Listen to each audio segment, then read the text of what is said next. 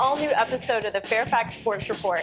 I'm your host, Monica Moore, and today we have a very action-packed episode for you with lots of highlights from last week's football games, as well as a special call-in guest, Annandale volleyball coach Rick Dunnett. But before we get to all of that, we want to thank the folks that helped make this show possible, our teammates at CCI Screen Printing. You can contact them at 703-978-0257.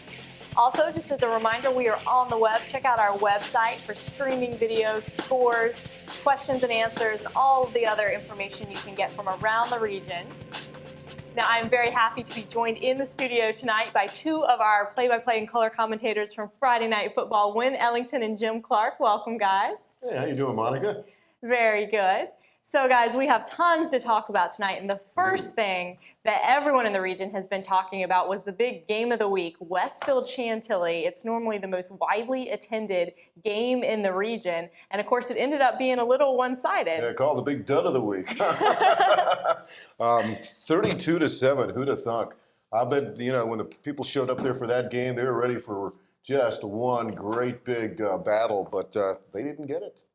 They certainly did not, but lots of highlights from that game, and we have a highlight package for you to get to see some of the big touchdowns and a pretty Westfield-filled highlight package that we'll hopefully get to in just a second. But so, guys, of course, coming into it, Jordan Anderson and Torian Pace, two of the best running backs in the district, but Torian Pace just not able to do anything to help his ball club out.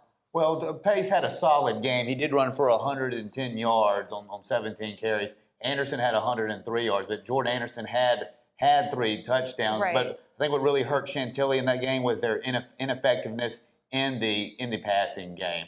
The quarterback had 3 picks. I believe they all came in the third quarter, and that really allowed Westfield to pull away. 2 of those picks by Evan Winfrey. He also had a touchdown on offense. Well, and I think that the big story of the game for Westfield really was their defense. I mean, they really just came out strong in that third quarter, which kind of just put the death knell down for Chantilly. They did what they wanted to do. They took Chantilly out of their ball game. So much as to after they were down 2 touchdowns, they went to passing, and they're not good at passing. And an old coach I heard say this one time, when you pass, only 3 things can happen, and 2 of them aren't good. Well, that is true. They did have to resort back to their passing game after they got down by 2 touchdowns. And certainly the running game has been a bit more of their bread and butter this year. So I guess our highlight package is not ready for us. So we'll go ahead and move on so we can see what happened in the Concord District this week. So you can see the standings as they stood at the end of the week. So Wynn, if you want to take us through the Concord District. You got it, Monica. As you can see, the Westfield Bulldogs still on top. 1-0 in the district, 4-0 overall. Followed by Oakton, 1-0, 4-0, identical records. Herndon doing pretty well early in the season at 1-0 in the district, 3-1 overall. Chantilly loses their district opener, but it was their first loss of the season. They are at 3-1. The Robinson Rams are at 500 now at 2-2. Centerville having a little bit of a tough time, 0-1 in the district, 1-3 overall. Fairfax, they lost this weekend, but they're having a pretty good, decent season so far as well. 2-2 overall, 0-1 in the district. Okay, so that's where the Concord District is now. And of course, a lot of people thought that this game on Friday between Westfield and Chantilly would really show a lot about how the district is going to shape up. But certainly, there's a strong Oakton team. Can Oakton, rise up? And do you think they could beat a Westfield team? And what are your thoughts about Oakton so far this year? Well, Oakton had a lot of high expectations this year, returning so many starters. And that is going to be one heck of a game when the Bulldogs and Cougars meet later on. It seems like a lot of times when the stakes are a little bit higher in that contest, Oakton has the advantage. But, Westfield, they're having to replace a lot of starters, and folks thought that game was going to be a little bit closer against Chantilly. But they just, they proved that they reload. They don't really rebuild, but they reload. And then Danny Fignac, the new Bulldog quarterback, really coming into his own during that game. His stats were not fancy, 13 of 21 for 137 yards, but 3 out of those 13 completions went for touchdowns to 3 different wide receivers. And then you add the Jordan Anderson touchdowns as well, the transfer from Annandale. And it just goes to show that Westfield once again demonstrates that their team balance, and they seem to be improving. So it's going to be Westfield will still get challenged by the other Concord District teams. But that Oakton game is one to mark on your calendar right now. Well, and I think one really positive thing for Oakton last Friday is, I talked about last week about how they'd been looking like a second half team. They would always get into trouble and have to dig themselves out of a hole. And probably a lot of people thought that was going to happen in the Fairfax game, too, after Fairfax was the first on the board with that 17-yard touchdown by Chris Regensburg, who was our player of the week last week. But Oakton responded exceptionally well. I mean, 4 touchdowns in the second quarter, and just after that first score by Fairfax, 38 straight points unanswered is pretty impressive from the Cougars.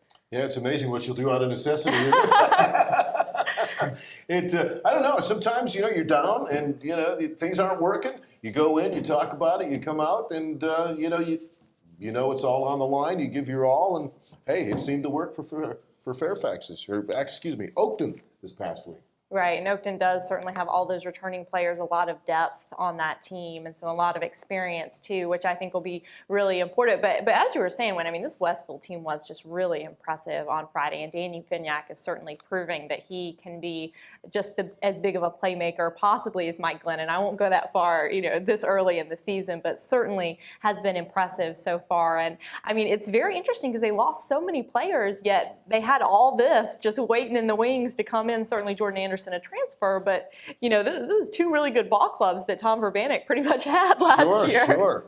And Oakton, when we talked to the coach, we did their game earlier this year, and he kind of made it seem he had a bunch of underachievers, didn't he? But then we watched him play, and maybe that's his whole deal. He's not letting the cat out of Well, the bag. coaches in this region are really good at kind of under-talking their teams, and then we see them. And Eric Henderson's another one, I think, that, in West Potomac. But I think you're exactly right. They just kind of talk, they want to fly under the radar a little bit. But in week 4, it's a little hard to fly under the radar anymore, I think. Go ahead.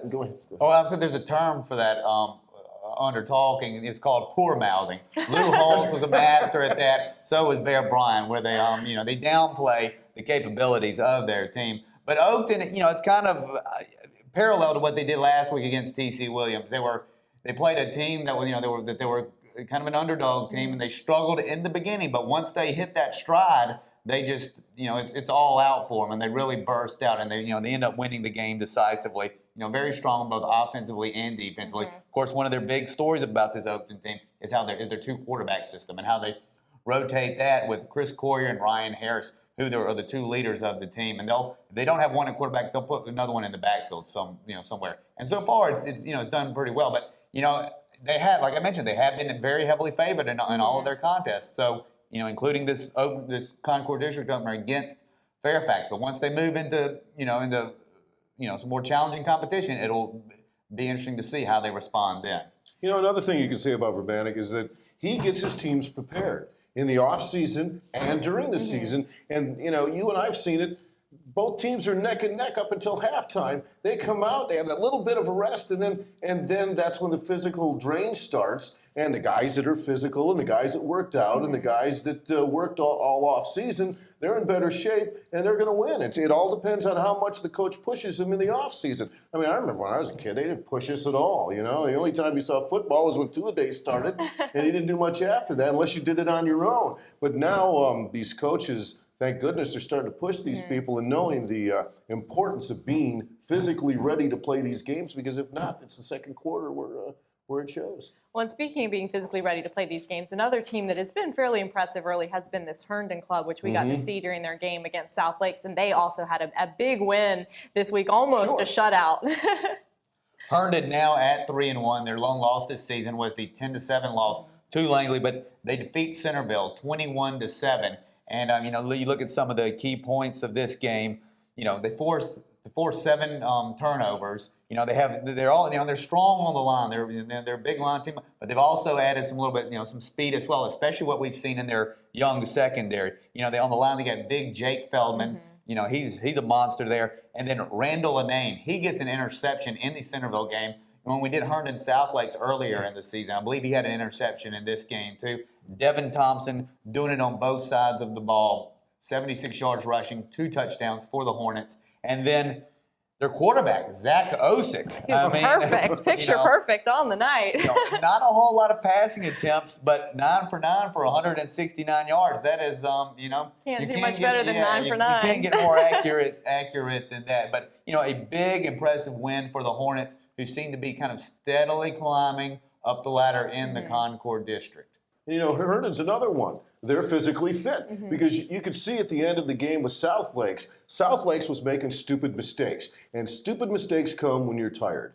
And, they were playing a great game, very few mistakes, then all of a sudden they're in the fourth quarter. And that's when Herndon really capitalized on it, and the ball game was out of sight after that. Well, yes, and certainly South Lake's nowhere near as deep of a team as Herndon. And Herndon has all these guys, coming in. But so, lots of very exciting things awaiting us in the Concord District. And before we leave it, we want to take a look at our Concord District Player of the Week. And I'm going to let you do the honors with this one, too, because I know you were very impressed with this young man's performance this week. Yes, I certainly was. Even though I didn't see the game, I did catch some highlights online.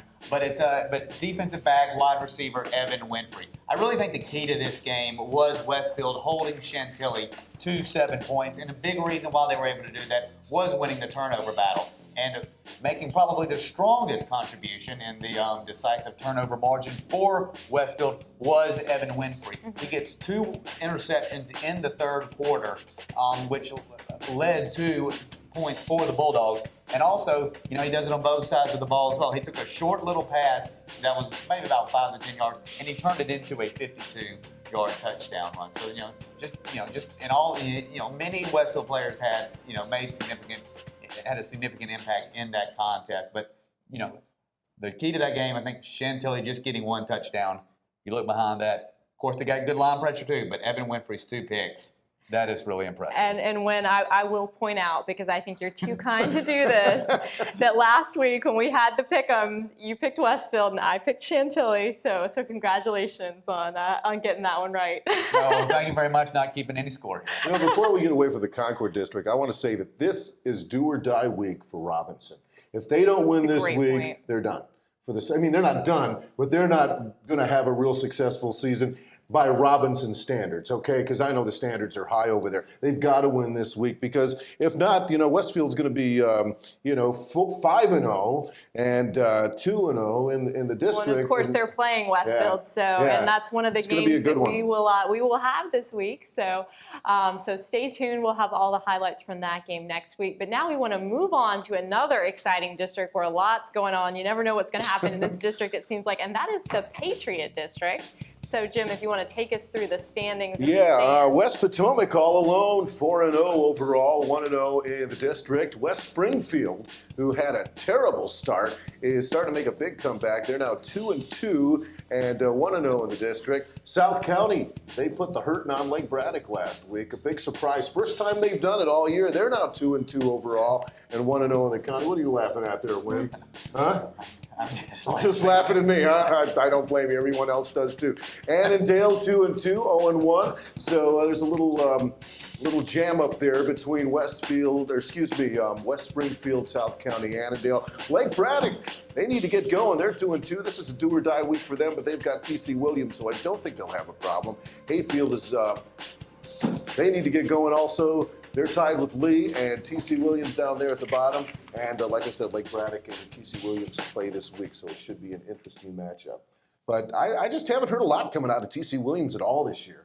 Right, and T.C. Williams, Lake Braddock, of course, the other game that we're doing this week, so we'll have some highlights from that as well. But, guys, so West Springfield is now starting to look a little bit more like the West Springfield team that we were expecting. They had some tough matchups week 1 and week 2, but against Hayfield, they were just sensational. Yep. What do you think was their problem the first 2 weeks? It's like we heard so much, and then now they're coming back. What happened? The problem the first 2 weeks, as I mentioned earlier, was who they played the first 2 weeks. Okay. Stonebridge and Edison. And against Edison, it was a 1-point loss, 35-34. Now Stonebridge, handed them pretty good there. But that was their problem. And I know Renner wanted to start out with the toughest competition so that they can, as he felt it was part of his coaching strategy, to enable the team to improve as the season progressed. But looking at this game, in particular, we've been kind of critical about the West Springfield defense for good measure. And if you didn't bring this up, I was going to, because I really feel like the West Springfield defense really came to play against Hayfield and had a lot of highlights, but I'll let you continue on. But, probably the most important aspect of the defense's performance is they had 2 touchdowns off of turnovers. Malik Dow, I remember him from last year, a 42-yard fumble return, very opportunistic there. And then senior Scott Van Buren had a 95-yard interception return. How about that? Well, and not to mention John Lockwood, who's one of their senior defensive ends. He's a guy that really had an impressive performance. Had 10 solo tackles, 2 assists, 2 sacks. So a really impressive night from John Lockwood as well. So lots of the defense getting involved. And then, of course, you have Bryn Renner, who is just one of the top quarterbacks in the region, putting up his stellar offensive numbers. Yeah, but I have to say, Brent, none of that would happen if it wasn't for the big uglies up in front on the line, okay? So let's give due to them too, okay? Well, absolutely. And certainly getting also a lot of help from Brandon Bailey, who's finally back. He's been out. He returned against Hayfield and is starting to put up the numbers that we expect to see from Brandon Bailey. So that's going to give them one more offensive weapon to go along with Andy Stallings and Fabrice Kambinga and a lot of their other offensive talent on that team. Another observation about West Springfield, if you look at this, they've won 2 in a row now, and you look at Renner's stats from this game, and he was 9 of 11 passing. That is certainly below his number of pass attempts per game, but then you look at they're running. They seem to get the running game more involved. As you mentioned, Brandon Bailey having 172 yards this week. Last week, the running back, Dan Collins, against Robinson, he has 110. And then Renner himself had over 120 yards running against Robinson as well. So you see more of a little bit more of a balance here, I think, in the last 2 weeks, between the run and the pass. Right. So West Springfield certainly coming on strong and going through the Patriot District. There's certainly going to be some challenges there. One challenge that a lot of people are talking about is South County. Can they continue to improve? And certainly they had a big win over Lake Braddock, and there are only 2 Patriot District teams that they hadn't beat coming into that game, Lake Braddock and West Potomac. Now they have defeated Lake Braddock, so they only have to knock West Potomac off to have a win against everyone in the district. Well, that was a shocker because I thought, Lake Braddock had that without any problem. I just wondered what the score was, and my son was at the game. He comes home, and I says, "Oh, how bad we beat him?" He says, "They won, Pop." And I go, "Really?" So I'm kind of glad to hear that because, as I said before, South County is not a new school anymore. Mm-hmm. They've had time. They built their program. They got a great coach down there who knows what he's doing.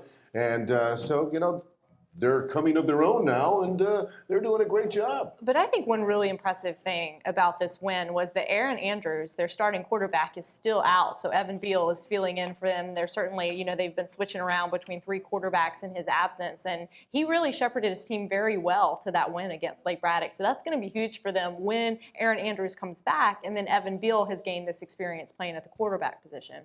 Well, what a great comeback week for South County. Mm-hmm.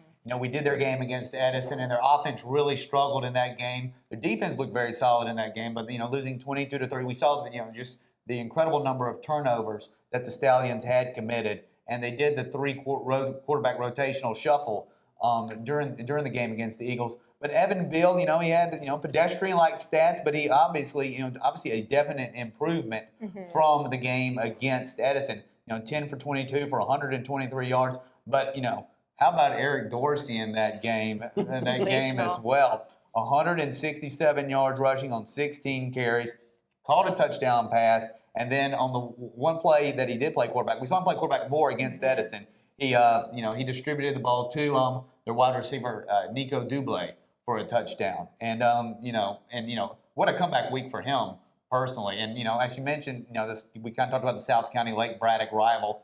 First year South County has defeated Lake Braddock. The Bruins got them pretty good last season, 31-14. So Stallions answer right back in 2008. Yeah, great win by South County. And another team that's been looking really strong is Annandale. They've got a really sensational quarterback over there in Kason Kynes. And this week against T.C. Williams, they just continued on their path of being sensational. So that's a big win for them. And then finally, guys, West Potomac. So that's the team we've talked a lot about. Of course, Eric Henderson was on the show last week, and they struggled a little bit against Lee. This was the first big test for them and had to win it in overtime. I was a little bit surprised that they struggled against the Lee, but just from what we've seen on paper, Lee seems to have a solid team this season. I think they've also started off with one of the more competitive beginnings of the season throughout the whole northern region. I thought West Potomac would win, but I didn't think it would be easy. But I was surprised that it ended up going into double overtime. But that was a great matchup between the high-flying Spartan offense against that tough Lee defense. And Lee always has like a stubborn, tough defense. And it appears that tradition has continued for the Lancers. Yeah, the Lee defense has been really strong this year coming into that game. The prior 2 games, they'd forced 3 turnovers in their preceding games, and so a lot of people expecting big things out of that defense. And certainly, with the West Potomac offense being able to put up the numbers it has so far this season, you got to give them a lot of credit for their performance on Friday. West Potomac, I think in that division, all doors lead through West Potomac by the end of the season. I really think they'll. I think the game I want to see is West Potomac and West Springfield. That should be a good one. Oh yeah, that's gonna be like one of those, West Potomac, West Springfield, a Wild West shootout, coming up in a few weeks. Well, absolutely. Those games are traditionally and historically very good, and with those 2 quarterbacks, that's going to be quite an offensive battle. And it may be the defense that plays the difference that makes the difference in that game. It's really funny talking earlier about Annandale. They're one of those teams that you don't hear much about. So you play them, and then they kind of, you don't know a lot about them. You haven't heard a lot. They can come back and sting you when you're not looking. And they have a very successful program over there. Great coach too. And how about that Annandale defense? TC Williams. Annandale wins 27-0. TC Williams. They must have a pretty good offense. They put 23 points up against Oakton. So a strong performance from the Adam defense. All right, guys, so before we leave the Patriot District, let's take a look at our Patriot District Player of the Week. So no surprise here, it is Eric Dorsey, the senior from South County, who pretty much did everything for his team on Friday night. 167 yards rushing for 2 touchdowns and, of course, 1 receiving touchdown. And he also played quarterback on that one possession that Wynn was talking about that resulted in a 4-yard touchdown. So Eric Dorsey, just another one of these players. We have so many in the region this year. They can literally play almost everywhere, it seems like, have so many different skills to give their teams. All right, so that is the Patriot District. Now, we had the opportunity to cover another game this week that Wynn and Jim were both at, and that was, Langley Marshall. Okay. Good to see a really good Langley team that I am very excited about, guys. But you all were there, so give me your impressions of what you saw. Well, I think the most amazing thing about the game was in the first drive, their starting quarterback, Pritchett, went out. And by the time, and then what's Kelly? I'm an older man, so it takes me a minute to recall. Patrick Kelly came in, and you didn't know there was another quarterback. I mean, everything just moved fine. He did a wonderful job. He should really be commended for the job he did. And I think we have some highlights, too, that'll get to show you all at home about Patrick Kelly's amazing performance. Well, this is Marshall going on offense first. They lost their quarterback at the beginning of the season. That was Justin Stallcup, a junior. The guy I kept calling Stallworth the whole game. Oh, yeah. And Marshall did score first on that play. And that was David Helmer for Langley. He was he a had workhorse. A big game. Langley with the rushing attack. And there you see the Saxon defense swarming in. And that's the block punt by Bates, their the Saxon's cornerback, which set up the second Saxon touchdown. There's Helmer again, in for a touchdown. He was the workhorse the first half, got a lot of points on the board, and then in the second half, Derek Eklund kind of took over things. Well, Helmer had 2 touchdowns in the second half as well. There you see his long 46-yard touchdown run. And if you talk about, you use the nice analogy, he's kind of like a pinball there, bouncing off, then angling back towards the right, outrunning the Marshall defense. But he did receive some excellent blocking from Derek. I was going to say, if you watch where Helmer runs, right in front of him is Eklund. And the Langley defensive line did a heck of a job as well. Look at that hole. That's Eklund there in the second half. Yeah, Eklund gets a nice hole as well. He's just a tough, strong runner. Yeah. Look at that. It takes just about that, 3/4 of the Marshall defense getting down. Here he is again. Just a strong, strong player for the touchdown. So, guys, of course, this Langley team defeated Herndon. What impressed you the most about this Langley club that a lot of people in the region are talking about?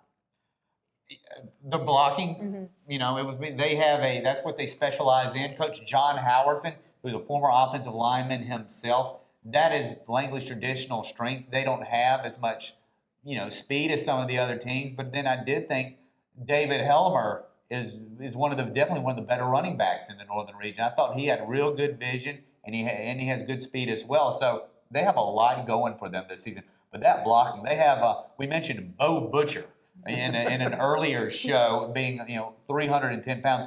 He actually is a transfer from Europe. His father's in the military, and then they also have a 3-year starter on the offensive line, an all-region former named Garrett Moore, but a very veteran offensive line. And they were just, as the game progressed, they just pushed that Marshall defense off the ball and gave Helmer the room to run. And then, as you mentioned, Derek Eklund, he was, you're talking about a fullback who can lay somebody on their back. Derek Eklund did that, and he didn't let up any once he became the prime ball carrier on that second to last drive. Yeah, it was. You talk about the line. They are the ones that made Patrick Kelly's night the way it went. I mean, all that blocking. They gave him time to think. They gave him time to do his stuff. Get feel the warmth in there. He hadn't played for a while, and to come right off the bench and do what he did. Credit to him, but credit to that line too. Yeah, he definitely showed no jitters. No, not whatsoever. No. All right, guys. Well, we are going to, of course, talk about the Liberty District a little later on in the show, so stay tuned for that. But we are going to take a quick break right now, and when we come back, we are going to have Annandale head volleyball coach Rick Dunnett on the FSR hotline. Welcome back to the Fairfax Sports Report. As promised after the break, we have on the line Rick Dunnett, the head coach from Annandale High School, and he is also the founder of the Side Out Foundation. Hi, Coach Dunnett, can you hear us? Yeah, I got you. Great. Well, first of all, Coach, you have started this amazing foundation, so I just want to give you the chance to tell the folks at home a little bit about the Side Out Foundation and what its mission is. Well, the Side Out Foundation was put together back in 2004 after a sort of miracle season when I was over at West Springfield High School. And during that season, my mother was diagnosed with stage 4 metastatic breast cancer. And after a really traumatic situation, the team rallied and had one of the most amazing seasons I've ever had the pleasure to have coached. And because of that event, my mother turned her mental picture around and decided she was going to fight the disease. So we felt like starting a foundation around the sport of volleyball made a lot of sense. And we started to have grass doubles tournaments out in Lake Fairfax to raise money for breast cancer. And since then, we've raised close to $200,000 for breast cancer research. And we're moving on to a new thing that this year, a thing that we call Dig Pink, which is an event that we're hosting here in the month of October. Yeah, and Coach, definitely want to talk a little bit more about that event because it just sounds sensational. I've heard you have over 20 local high schools and colleges participating in this event, and I think over 400 schools nationwide. So what exactly are schools doing, and what are the efforts what are the proceeds going to be going to? Well, first of all, the numbers have changed significantly since the last time we talked. We're actually up to 620 teams nationwide. Oh my goodness! And that's growing exponentially every day. So we're excited about that. But what the teams are doing is they are hosting what we call Dig Pink matches, where they're taking a match during their season, and they're using that as their breast cancer awareness match in the month of October. And the month of October is Breast Cancer Awareness Month, so it's a perfect tribute during the month of October. So pretty much every day in the month of October, there are probably 20 matches a day taking place all over the country in every state in this country. Hey, Coach, how you doing? Jim Clark here. Quick question: if the folks can't make it to the game, is there any way that they can just maybe send you a check to help you out that way? Absolutely. You can go to the Side Out Foundation website at www.side-out.org. And you can go on there and either donate through the Side Out Foundation website, or you can go to the Dig Pink website, which you can get to from Side Out. And there you can make a donation for the Dig Pink National Breast Cancer Awareness Rally right there on the main donation page. Are you looking for volunteers, anything like that? Well, volunteer. If you have a local school, there's a local school that is hosting an event. I'm sure they could use all the help they can get. We were just over at Woodbridge High School just last night. Woodbridge was playing Forest Park, and boy, they had so much going on. I'm sure they could have used a few extra hands. Now, how do we know what games are under this Dig Pink or the Dig Pink games? Is it going to be posted anywhere? How will we know, or how will the folks out there know when these games are being staged, where they're being staged, and? Well, you can go to when you go to the Dig Pink. There's a Dig Pink website too. It's www.digpink.org. And you can click on the fundraising link, and on the fundraising page, you can scroll down, and there's an actual place where you can enter the school's name in, or you can pick a day, or you can pick the state if you're in the area for any of these matches, and it'll create a list of the matches that are taking place during that day or in that state for you very, very easily. All right. Hello, Coach. This is Wynn Ellington. In just taking a look at the sport of volleyball across the northern region itself, how would you describe the status of it in terms of its popularity and the level of participation you see? Well, the sport is growing exponentially. That's the good news. There's some bad news associated with this as well. There's not enough coaches, and there's not enough gym space. And because of that, we're not able to grow the sport as well as we'd like to. I am not only the coach at Annandale High School, I'm also the coach of Metro American Volleyball Club. That's a Springfield, Alexandria, Annandale region volleyball club here in Virginia. And we would love to have 50 teams, but we just don't have enough gym space to help that. And another local volleyball club, NVVA, to give you an example, they had 120 14 and unders try out for their volleyball club this year, and they had over 200 or 200 or 300 kids show up, and they had to cut 120 kids from their volleyball club. And to me, and these kids, a bunch of them came to Metro American, and these kids can play volleyball for sure. And none of the clubs want to cut kids. We want to field teams, but we just don't have enough gym space or enough coaches. So the state of the sport is blossoming at a very, very big rate right now. We just can't accommodate all the popularity right now. Well, let me ask you this. If there are any former volleyball players in the area, whether it's high school or college, and if they're interested in getting into coaching, what steps, should they take? Well, most of the coaches that we get are former college players. Sometimes we get some rec league coaches that are interested. But what they can do is find the local clubs in the area, and most every local club will have a link on their website that asks, for help for coaches. And all they do is log on there and send them a note. Usually I'm going to tell you straight up, there is no club that's going to turn down a volleyball coach who can teach a kid how to play the sport. Well, Coach, thank you so much for joining us, and thank you for everything that you're doing, both for helping with breast cancer research and for trying to promote the sport of volleyball throughout the region. Well, thank you for having us on, and maybe we'll see some of you out at one of our events. Absolutely, we're looking forward to it. Thanks, Coach. Good luck. Thank you. All right, thanks. All right, so that was Rick Dunitz, and now, of course, we're going to go straight into the volleyball segment of the show and take a look at what my rankings looked like in volleyball at the beginning of the week, and there hasn't been a lot of movement on the volleyball scene this week, so pretty much how it looked last week. Chantilly's still perfect. Now they're actually 6-0. Followed by Westfield, still in second place, and Herndon having their perfect season so far at 10-0, but they have a big date with Chantilly tomorrow night, so that's going to be a huge match for them. Centerville moving up one spot in the rankings after their huge win over Langley last Thursday night, and then Robinson falling just one spot to the number 5 position. So let's talk just a little bit about these teams before we move back into football. And Chantilly just looking amazing so far. They're actually quite a young team. It's mostly juniors that they have, but that is a veteran team because, of course, they were the starters last year on their team that made the big run through the northern region. And they did play a very good Stonebridge club on Monday night, and 2 of their players, Allison Williams and Samantha Reeves, 2 of those sensational juniors, just had a huge game for them. They won that in 4 games. But Stonebridge, I'm really impressed with them. I think they're going to find their footing in the Liberty District and maybe could make a run throughout the region. Lily Vera with 21 assists, Sarah Norton with 9 kills, and of course defense was huge for them. Lindsay Gill, 19 digs, and both Amanda Miller and Christine Beckham with 15 digs.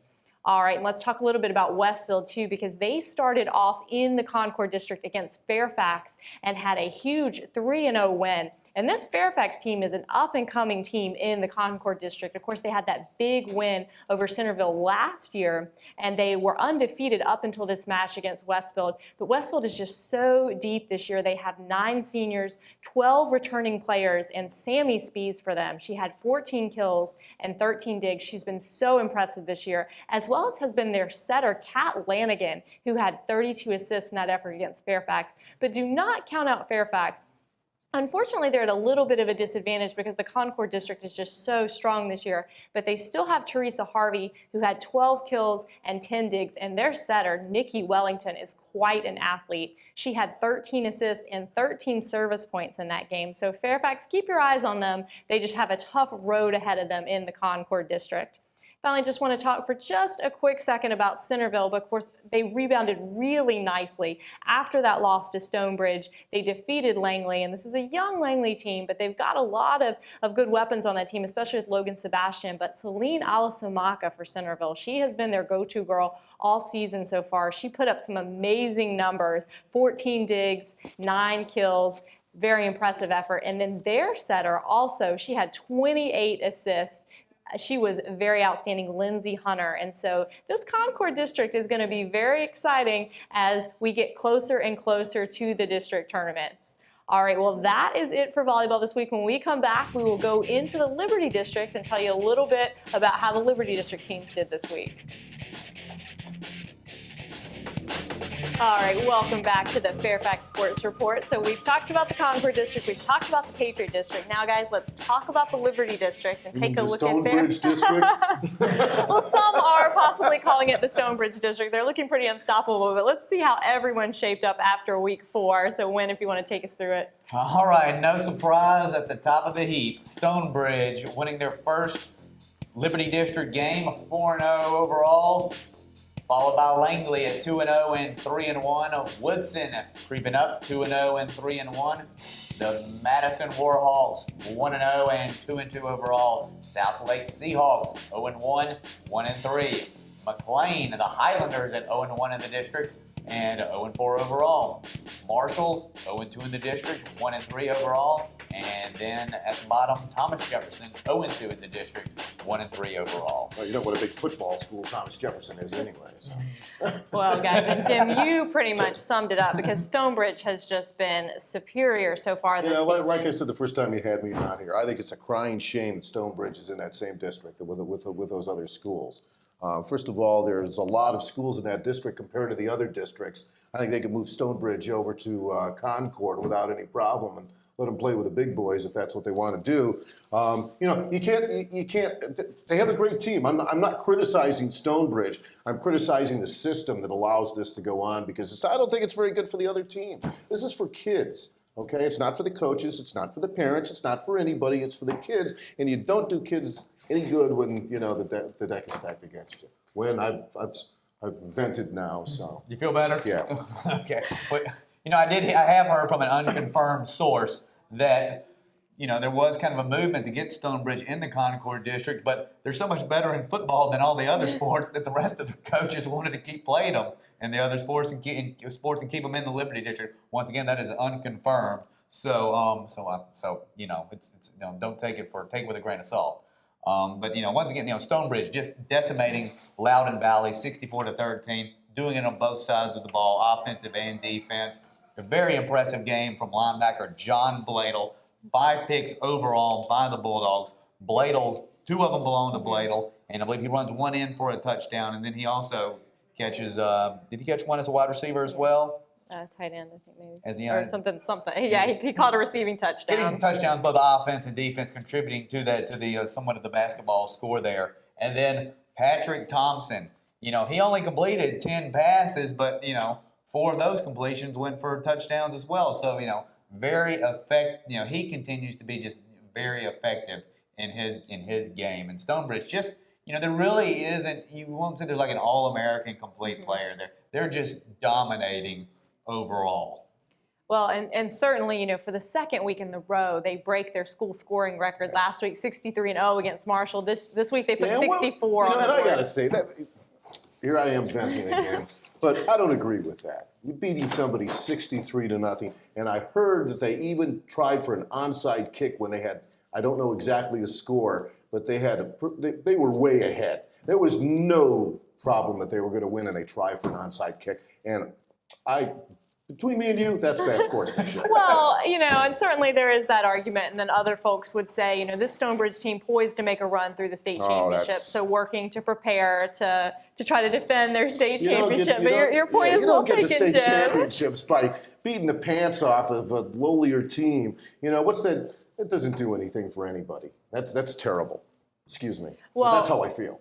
Okay. But another player we have to mention who has had several sensational games so far this season, but Daniel Allen, again, and a very impressive offensive effort from him. I think 4 touchdowns again from Daniel Allen. So they're just games. He has breakout games, but I feel like in just looking at the stats from the other games, there's so many offensive weapons on the Stonebridge team that just because he doesn't have a good night, it just means that someone else is taking over the offensive load. And then, of course, Nick Sheehan getting a little payback or whatever. This is his former school, Loudoun Valley. He transferred over to Stonebridge, got a touchdown. So the former Loudoun Valley player scores for his new Stonebridge team. But just a great effort by Stonebridge, and certainly moving into the Liberty District, they're probably not going to get too challenge there.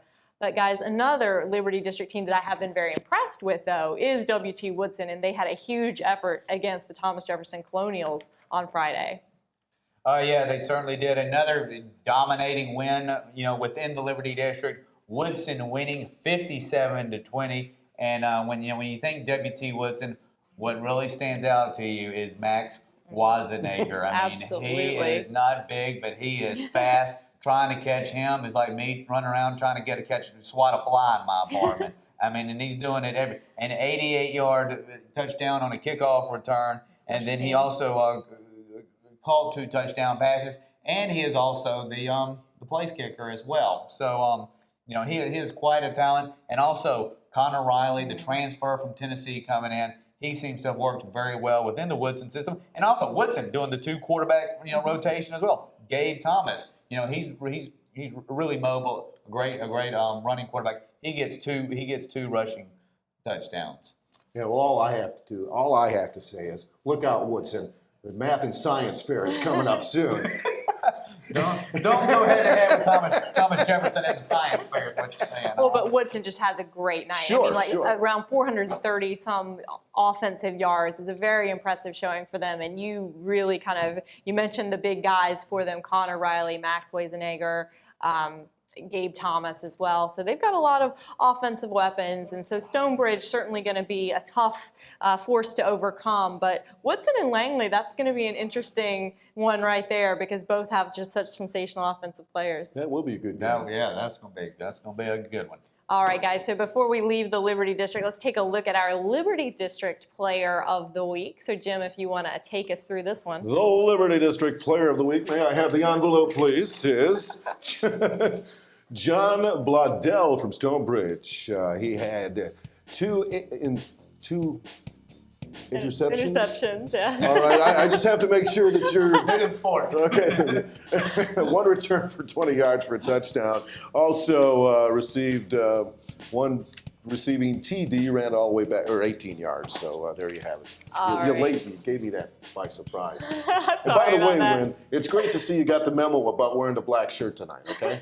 All right. Yes, you both look very nice in your shirts. All right, so lots of defensive players getting in the mix this week on our Players of the Week. But before we leave football, we of course want to talk about the National District and the Edison Eagles, guys, just still 4-0. But let's take a look at what the National District rankings look like at this point. So when My turn again? Yeah. I guess. Now you know what it feels like, Wynn. All right. Edison, no surprise up top. They've been the dominant national district team for a while. 1-0 in the district, getting their first district win.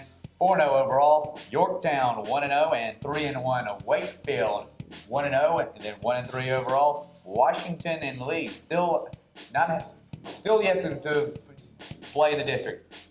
2-2 overall.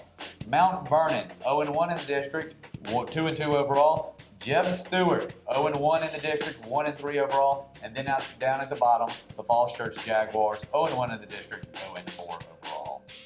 And guys, Edison just still looking so amazing. We, of course, saw them a couple weeks ago in South County, as we mentioned earlier in the show, but they had a great game against Mount Vernon and a huge win for the Eagles. Yeah, I mean, no surprise that Edison won, but, maybe a little bit of surprise that they put 47 points on Mount Vernon. I'm a little bit surprised also that they, the score was as high as it was. Not that Edison won by 26 points, but, Corey Washington, kind of the Devin Hester of the northern region with the 62-yard punt return. I believe that's his fourth kick to return this season already. So, he's, very impressive. And then, Stephen Robertson still, the main running back for the Eagles. But, I believe we'll see Edison and Stonebridge at the end of the year. Call me Nostradamus. But Nostradamus. Thank you.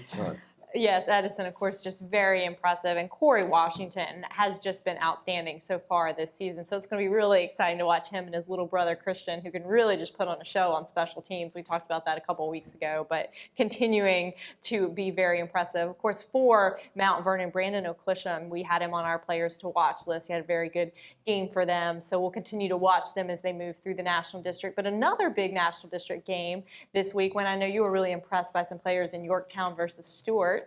Yes, on Saturday morning as I was drinking my coffee and going over the scores from the previous night, I saw the Yorktown-Stewart score with Yorktown winning 48-34, and then I looked at some of the stats from the game. And Jared Smith, who I had never, heard of before, I've never heard of a lot of people, but 183 yards on 15 carries for the Patriots, and then Kyle Toulouse, who we've discussed on this program, 161 yards on 18 carries. But then also a Stewart running back had a heck of a game in a losing effort. Anthony Champ, and I like that sports name, 176 yards on 29 carries and 4 touchdowns. It kind of reminded me, we were talking about the big running back matchup between Westfield and Chantilly with Jordan Anderson going up against Torian Pace. But, I think the Yorktown and Stewart backs maybe, they showed them up a little bit on the ground. All right, so great National District game. But before we leave the district, we're going to take a look at our National District Player of the Week, and I'll handle this one so I don't catch anyone by surprise. But it is Corey Washington from Edison. We talked about his amazing 62-yard punt return, and then he scored on the subsequent 2-point conversion, so 2 quick scores there in a row. He also caught a 34-yard touchdown pass. Amazing effort by the senior for Edison.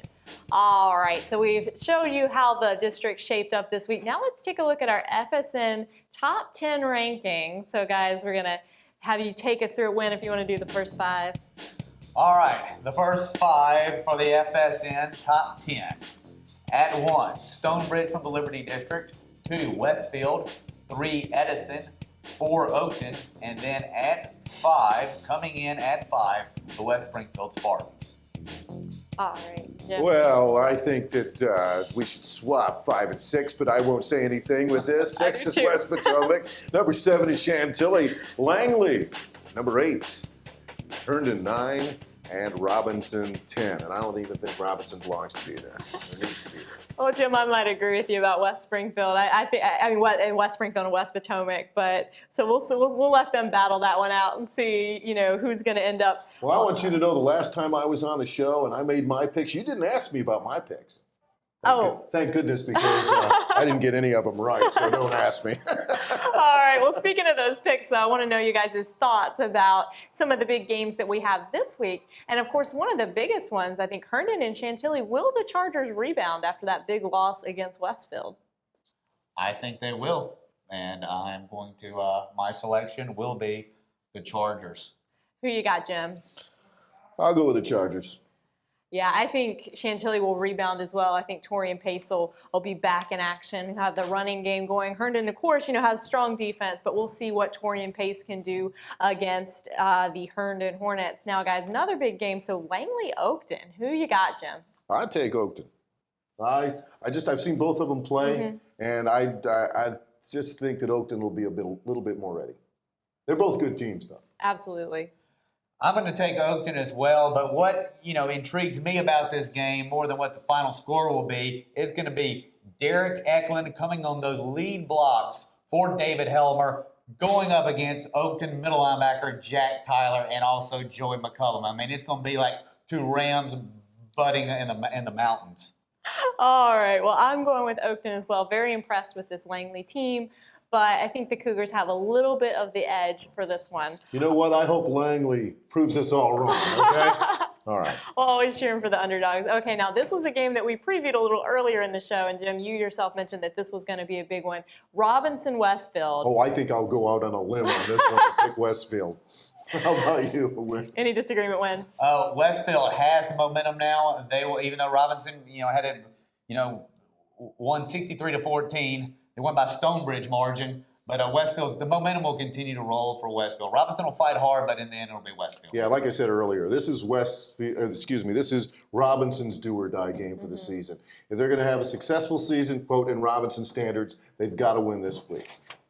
All right, guys, and finishing up, West Springfield-Annandale. Is West Springfield going to continue their 2-0 streak here? Win?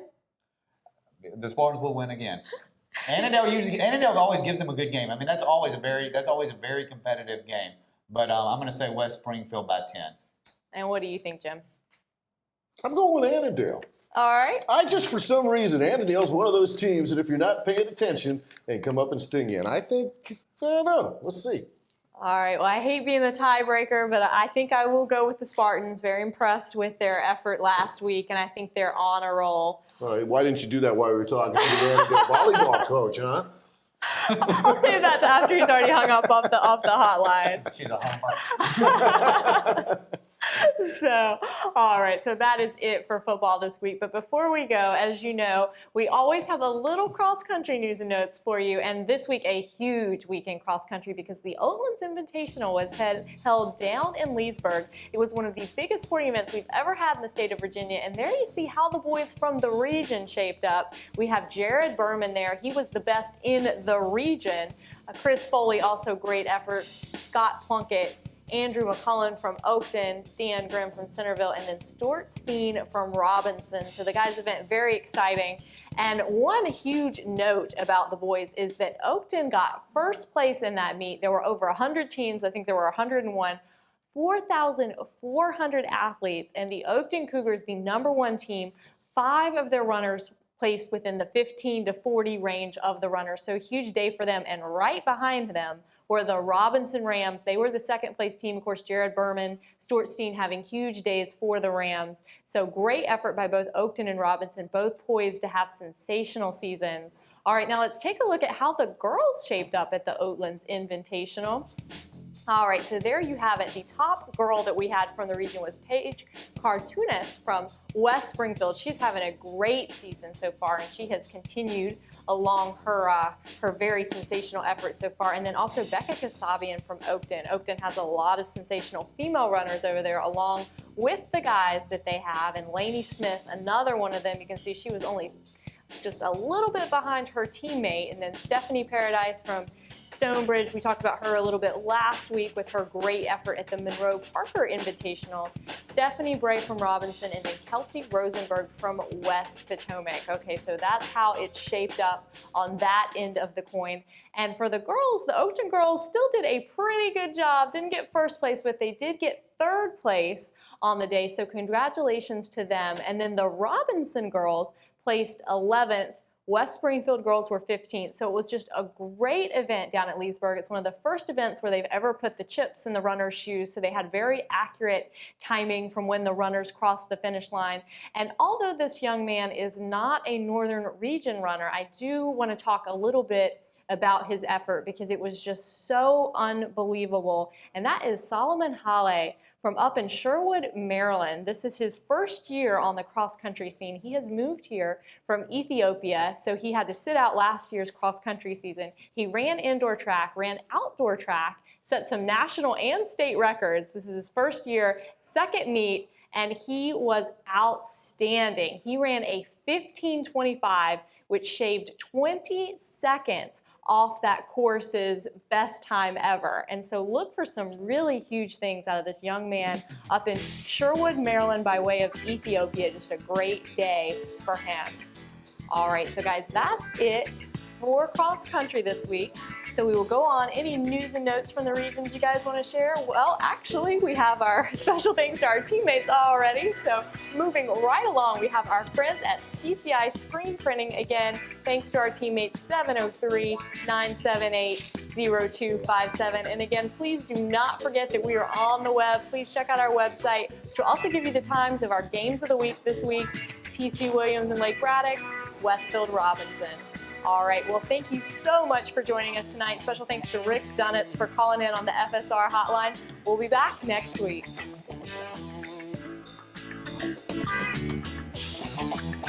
Yeah.